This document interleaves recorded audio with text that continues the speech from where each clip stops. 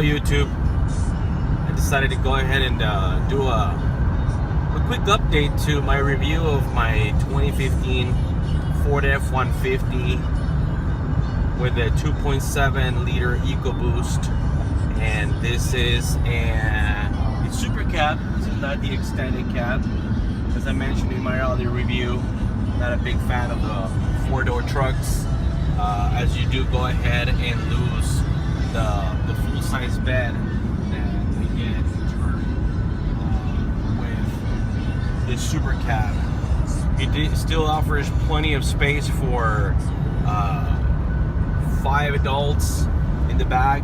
Yes, you might not have an entire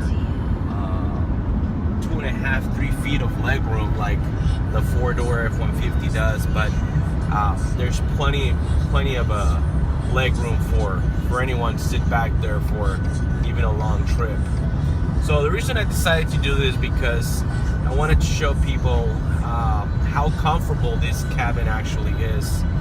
My wife and I recently bought a used 2015 Mustang convertible. That's like we said that was gonna be our weekend driver, and it turns out that we've been using it a little bit more than we initially intended. You know, we really like the car, and I was considering bringing that car on this trip. I'm heading to San Antonio, and I was considering bringing that car and for the trip and putting the convertible down, but I have a bit of a back pain, and the truck is simply a lot more comfortable than the Mustang.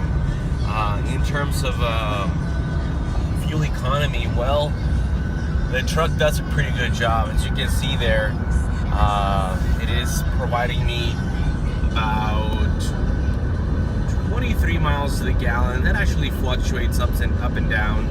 I have it at 85 miles per hour cruise control speed. Minimum speed limit is 80, so I usually travel anywhere from 3 to 5 miles above the speed limit. I know I'm breaking the law, I'm sorry, but you know, it's just a little bit, and I'm actually going with traffic. And what prompted me also to provide this little update is a truck that passed me that's right across, that's right in front of me. It looks like a 16 or 17 Chevy Silverado. I used to be a big fan of the Silverado. A couple years back, before I actually purchased this truck, my wife and I went to a Chevy dealer and we took one for a drive, and it's a nicer interior than what they had before, but I just really was not convinced. I think, and you might say that I'm a little bit biased because I'm more of a Ford guy. I will not debate that, but I do like Chevy. You know, before this Mustang, my wife and I actually thought of getting a Camaro convertible. You know, we're looking for a convertible, so we even explored the idea of getting a Camaro convertible. I think the 2017 Camaro is a really nice car, but again, the interiors, you know, that's kind of what we just couldn't do it. You know, the interior just leaves a lot to be desired. But again, you know, it's the eye of the beholder. I think some people might like that simplicity. I personally like the interior of the Mustang a lot better. And the same thing can be said about the F-150 in comparison to the Silverado. Now, I do have the sync system that a lot of people don't like for some reason or another. I honestly feel that just people like to complain. You know, we're in a society that people just like to constantly complain about one thing or another. I've never had any issues with connectivity.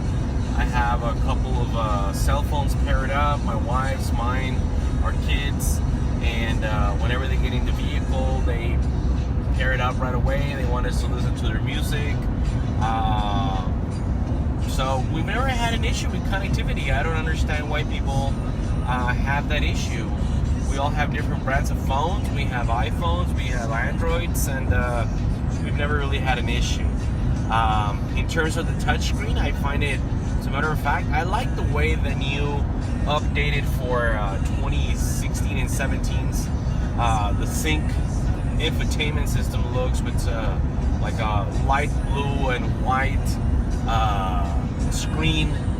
Maybe a little bit more intuitive, but there's nothing wrong with this one. It works really nice, and to be very honest with you, I do prefer the black, the darker background than the white and blue. But you know, again, it's in the eye of the beholder. I think either way, it's a great system. But again, you know, I just wanted to go back to the reason I started the review, which is the comfort of the cabin. I have my XM radio, and this truck came with a 6-speaker system. It's got the tweeters up there, and it's got a speaker on each of the 4 doors.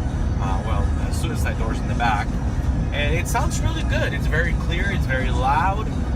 It's still got the stock factory speakers. I might actually upgrade that. I'll do that myself. I did that to the Mustang a couple of days ago.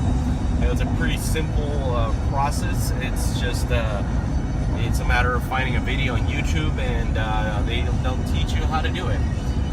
So I do apologize about the glare. There's the sun's right in front of me.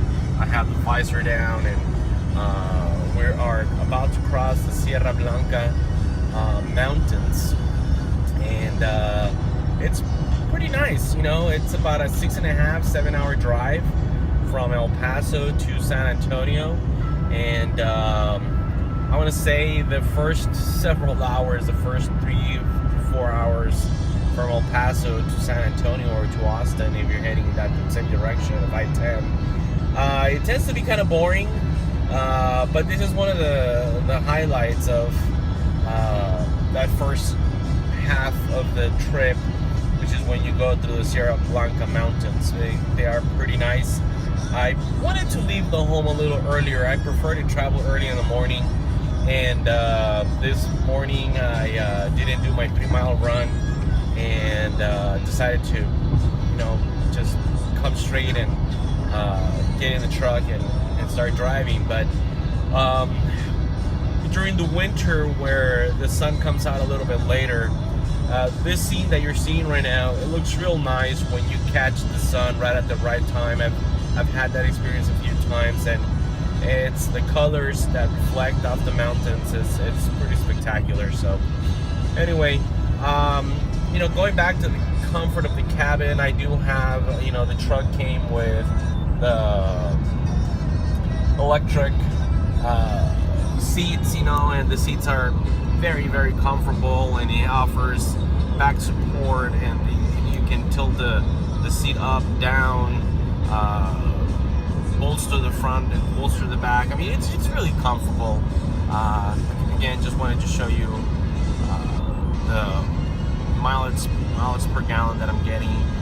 I've had this truck for a little less than a year and a half. January was the 1-year anniversary, and as you can see, I'm close to 30,000 miles. I think that when I return from this trip to San Antonio, Corpus Christi, and then back to El Paso, I'll probably be getting ready to take it for its 30,000 mile service.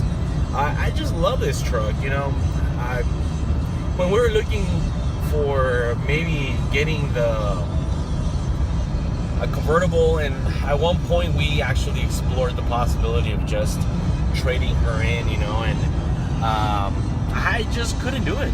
I honestly could not do it. It was just one of those things that I decided that I was going to keep the truck, and we were going to make our payments, you know, make ends meet, and move a little few things here around and there. But I absolutely love this truck. I have no complaints about it. Like I said, close to 30,000 miles this past weekend. I loaded it up. We had an event at work. We had a 5K race, and it was loaded up all the way in the back, and no issues at all. You know, again, it's just a wonderful, wonderful vehicle. It's been incredibly reliable. I have a a whole bunch of information here. I like to check on my tire pressures right now at 38, all four of them even. I did have a problem with a tire a few months back, about 6 months ago. I mean, it was not the truck's fault, you know, I had a flat, and I had to repair the tire. They put a patch inside, so I went ahead and asked the guy to remove it does come with a full spare, so I went ahead and put the patched up tire in the spare rim, and then they transferred the brand new tire over to the truck. I don't like patched tires. It's just a pet peeve of mine. They put a similar patch as they would put on 18-wheelers, which is like pressed at 300 degrees or something like that, you know, so it pretty bonds really well to the rubber. But you know, it's all a matter of safety and, you know, just feeling safe. So but that's been the only problem really with the truck. I keep hearing all these rumors about EcoBoost engines and stuff like that. You know, we've had several EcoBoosts in the family now, and my wife's 2013 F-150, she does have the 4-door truck, and it's the first generation 3.5 liter EcoBoost. And to this day, you know, she just gets up and goes, man. It's kind of crazy, you know. I like to turn my vehicle on for a minute or two in the mornings, regardless of whether it's cold or not, and just let the juices flow inside, you know. And I just feel that serves the engine a better purpose. But she just literally gets up and, you know, she turns it on, and immediately within a few seconds puts it in reverse and backs up. And if she's in a rush, you'll even hear screeching tires, you know. And it's been incredibly reliable vehicle, thank God. You know, it's been just a very, very reliable vehicle. No issues at all with the engine, with the transmission. She's passed about a little over 50,000, or right about 50,000 miles on her truck, and we've taken it to our long trips with our kids to California, and they're all comfortable, and they use those 3.5 or 3 feet of legroom quite a bit. And I mean, it's just a comfortable vehicle. We're able to put all of our luggage in the back, but she does have the shorter bed that I don't like, I'm very fond of. Anyway, you know, just wanted to go ahead and give a shout out to this truck, and how comfortable and how reliable it's been. And anyone out there who may have any questions, or, you know, undecided about what vehicle to get, you know, just like I did on my other review, it's just been an excellent truck. I want to say that the other review was probably around 20,000 miles, and I'm about 9,000 miles from there. So later, I mean, so just to show how much I use this vehicle. Anyway, thank you for watching. I hope you enjoy this quick review of the inside of my F-150 while driving, so you can pick up the road noise and how comfortable the truck actually is, and in a very imperfect road. So thank you all very much for watching, and take care. Bye-bye.